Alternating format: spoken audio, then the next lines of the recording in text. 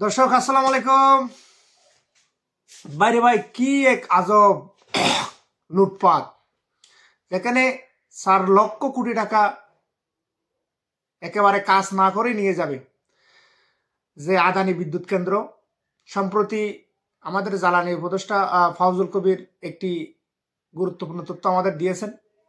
এখানে আদানি গ্রুপ প্রায় 4 লক্ষ কোটি টাকা শুধুমাত্র বিদ্যুতের খরচ না, এটা বিদ্যুতের খরচ ছাড়া শুধুমাত্র 4 লক্ষ কোটি টাকা তারা নিয়ে যাচ্ছে। এখানে বর্তমান উপদেষ্টা, জ্বালানি উপদেষ্টা আগের যে চুক্তি, ওই চুক্তিটা করে চুক্তিটা বিশ্লেষণ করে জানতে পেরেছেন প্রতিটি চুক্তির প্রতিটা চুক্তির ফেরায় বাংলাদেশের স্বার্থকে বিসর্জন দেওয়া হয়েছে। এখানে এই চুক্তি বিশ্লেষণ করে জানা গেছে এখানে বিগত সরকারের প্রধানমন্ত্রী পর্যন্ত জড়িত ছিল। এখানে প্রতিমন্ত্রী নসরুল হামিদ এবং তৌফিক ইলাহি এরাই জড়িত ছিল। এখানে শুধু বিদ্যুতের মূল্য ছাড়া আদানি গ্রুপ মিলে এবং বাংলাদেশের সংশ্লিষ্ট আগে বিগত সরকারের এই আওয়ামী সরকারের লোকগুলো প্রায় 4 লক্ষ কোটি টাকা শুষে নিয়েছে। ইতিমধ্যে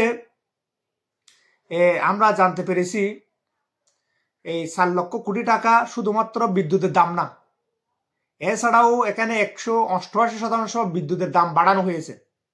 যেখানে দাম বাড়ানোর কারণে মানুষের পকেট কাটা যাচ্ছে, সাথে সাথে বাংলাদেশের কোষাগার শূন্য হয়ে যাচ্ছে।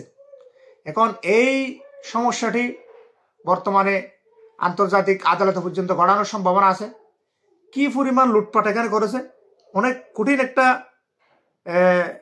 বিষয়, যেখানে সংশ্লিষ্ট দুটা দেশেরই প্রধানমন্ত্রী কি ছিল, জড়িত ছিল। শুধু ক্যাপাসিটি চার্জের নামে যে টাকা, এই টাকা দিতে গিয়ে বাংলাদেশ ফতুর হয়ে যাবে এবং দফায় দফায় বিদ্যুতের দাম বাড়ানো হয়েছে। বাংলাদেশের স্বার্থকে বিসর্জন দেওয়া হয়েছে। এখানে এই চুক্তিটা পড়লে মাথা ভাই পাগল হয়ে যায় একেবারে। কি পরিমাণ অন্যায্য একটি চুক্তি। এখানে বলা হয়েছে সর্বনিম্ন 34% বিদ্যুৎ বাংলাদেশ আনবে। যদি 34% বিদ্যুৎ না আনে, যদি এখানে 10% বিদ্যুৎও আনে, তাহলেও কিন্তু 34%-এর দাম দিতে হবে। বোঝা গেছে? আপনি যেখানে 1000 কিলোওয়াট বিদ্যুৎ কেনার কথা, মনে করেন যে ওখানে যদি আপনি 200 কিলোওয়াটও যদি বিদ্যুৎ আনেন, তাহলে 1000 কিলোওয়াটের দাম দিতে হবে। কি পরিমাণ লুটপাটটা এখানে হয়েছে এবার বুঝুন। বাংলাদেশের স্বার্থকে একেবারে বিসর্জন দিয়েছে বিদ্যুতের ইনডেমনিটি দিয়ে। এটাকে আমরা এখন বুঝতেছি কেন ইনডেমনিটি দেওয়া হয়েছিল, কেন এটাকে আদালতে মামলাযোগ্য না বলা হয়েছিল। এটা এখনই বোঝা যাচ্ছে কি পরিমাণ টাকা এখানে লুটপাট হয়েছে। ধন্যবাদ দর্শক।